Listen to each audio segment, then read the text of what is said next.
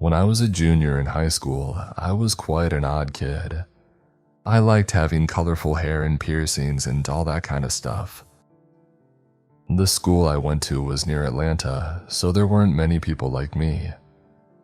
I tried to find friends who liked the same kind of music and had similar interests. Normally, I could brush off any weird energy that people put off. I would just ignore it. I just wanted friends. One day, I was in gym class hanging out with a group of oddballs, and I noticed a guy I hadn't seen before. He was wearing a Guns N' Roses t-shirt and jeans that were a size too small. His name was Ernest. We immediately clicked in a platonic way because we laughed at a lot of the same things. We started hanging out in gym class every day, people watching and making fun of those playing basketball. It wasn't too long before he started making fun of my appearance, which made me feel terrible about myself. I had really bad acne in high school, and he joked that I had meth skin. That was strike one. Despite this, I kept hanging out with him, and eventually we started hanging out after school. He would invite me over to his house, but we only stayed in his room. He refused to let me meet his family. His parents didn't speak much English, but I still wanted to meet them. I always thought it was weird that Ernest didn't know Spanish while his siblings did. When he could speak a few words, it sounded more Russian than Spanish. He pretty much only played It's Always Sunny in Philadelphia on TV and rambled on about superheroes. He would always come up with these strange scenarios where he was an evil villain and fantasized about how much power he could have. Fast forward, I got a job at a pizza place and Ernest ended up getting the same job, so inevitably we were always together. He pretty much never let me out of his grasp. It got to the point where he took me to school every day in his PT Cruiser. Even now I get chills whenever I see one of those cars. We started skipping school a lot, only going 2 or 3 times a week. This is when things started to go downhill. He started pressuring me to do sexual things with him. I don't really want to get into the details because it's disturbing, but he manipulated the situation so that I felt like we were in a relationship. He really convinced me that we were a couple, but I was so repulsed by him that I never fully accepted that idea. He even started telling our other friends that we had sex and that we were in a relationship. I denied it all. To this day, I deny it. I've lied to therapists, lied to friends, but right now I'm admitting to it all.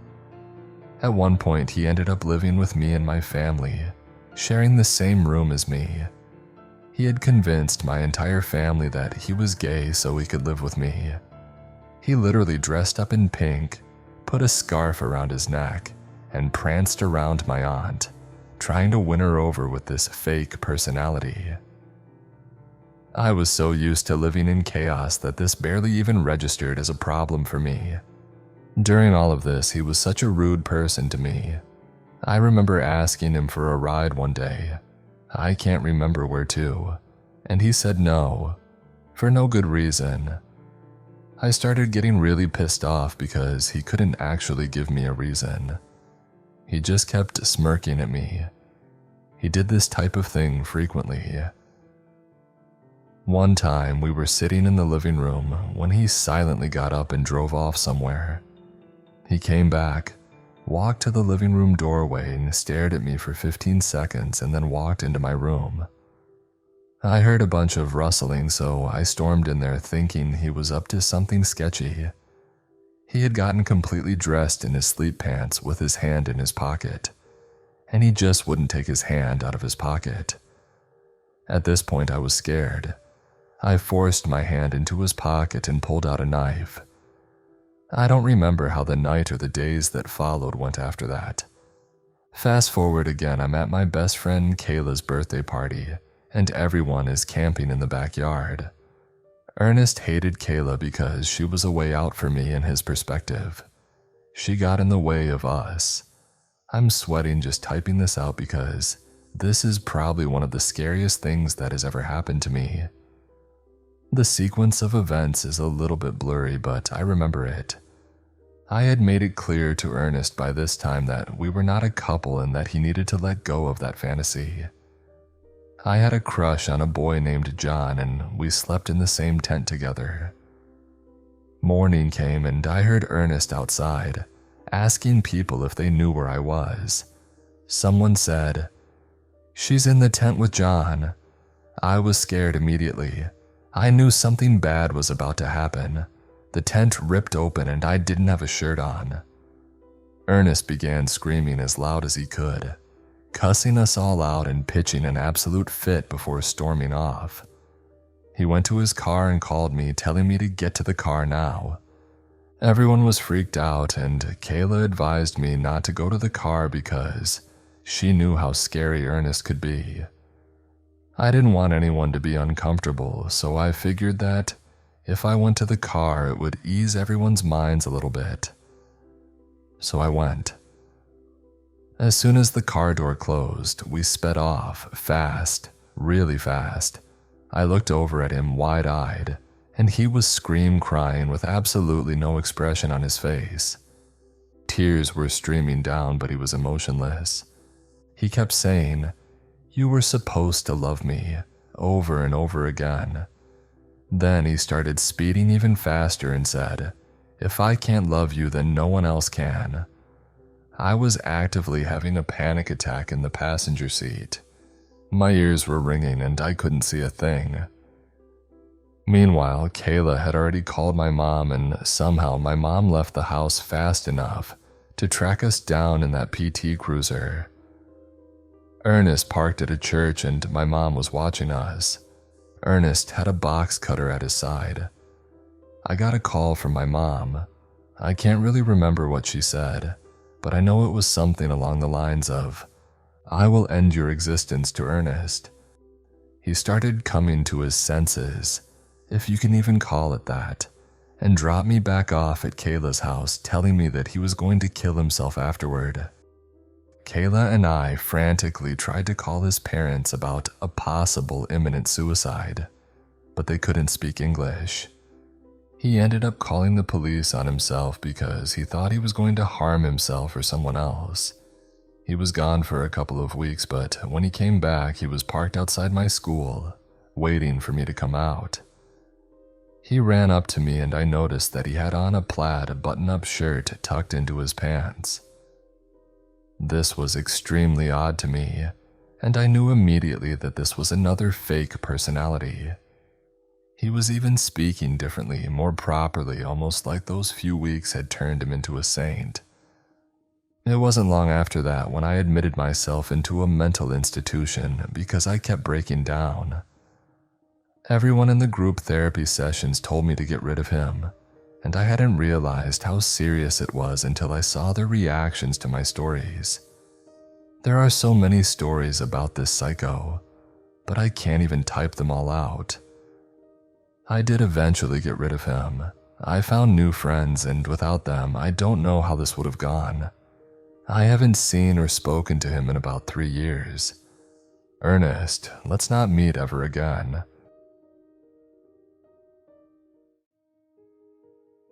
This just happened yesterday. We're in the process of building a house, which means I've been meeting a lot of contractors lately. We've had trouble finding someone to do our foundation. Over the last month, I've called tons of people who said they couldn't do the job but knew someone who could and gave me their contact information. It became a cycle. Call and get the same answer, rinse and repeat. Finally, I landed on the number of a guy named Joe. Joe sounded excited about the job and was the most responsive and pleasant contractor I'd encountered so far. We set up a meeting and he came out to see the site. He seemed confident and assured me he could handle it. He then asked to take the plans home to go over them and promised to get back to me with a quote soon. I agreed, but mentioned that I would need the plans back fairly quickly.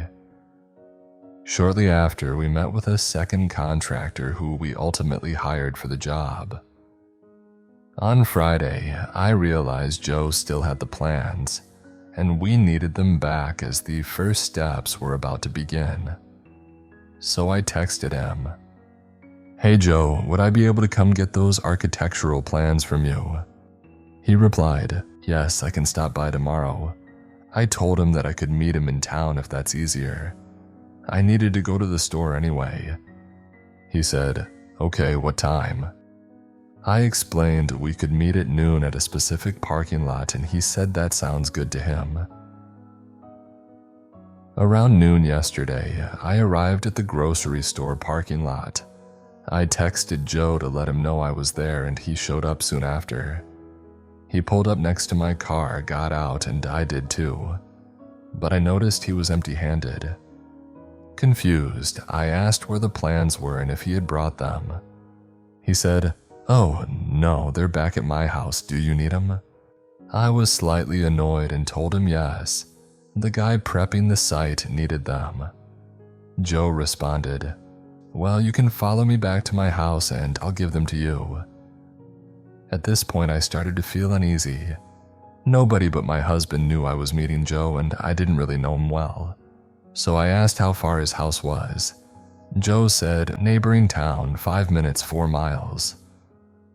The weird vibes were growing. Nothing major, but I was ready to get out of there if necessary.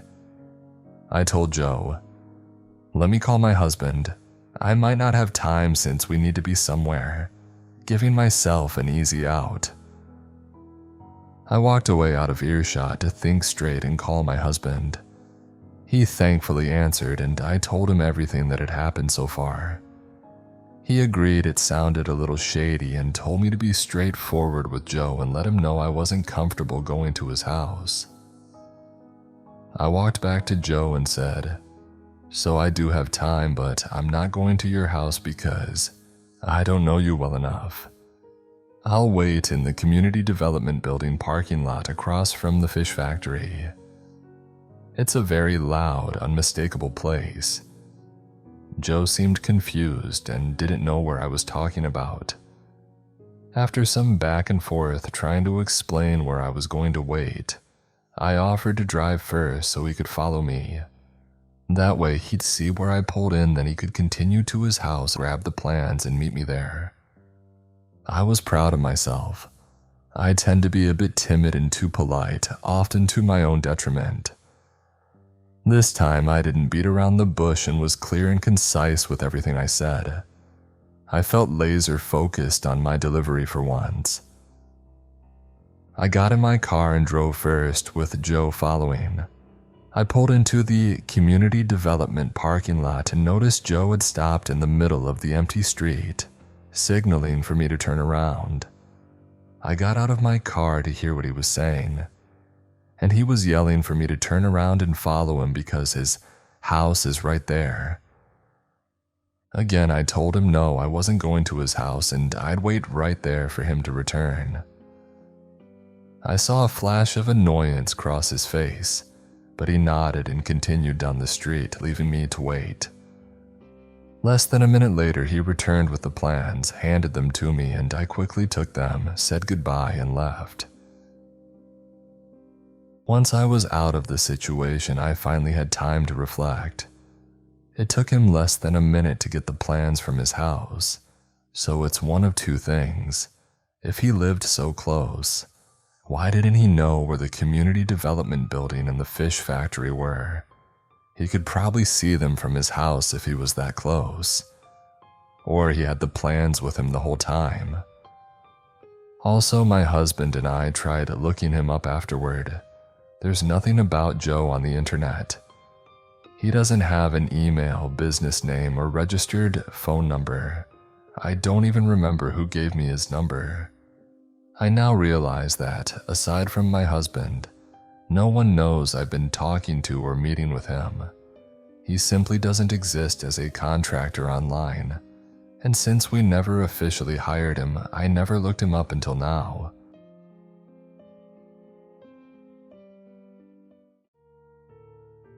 My friend Robert and I had just spent a fantastic day at an event in a city a few hours from home.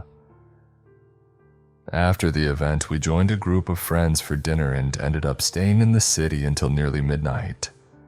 By then, we figured it was time to head back. The drive home was mostly uneventful.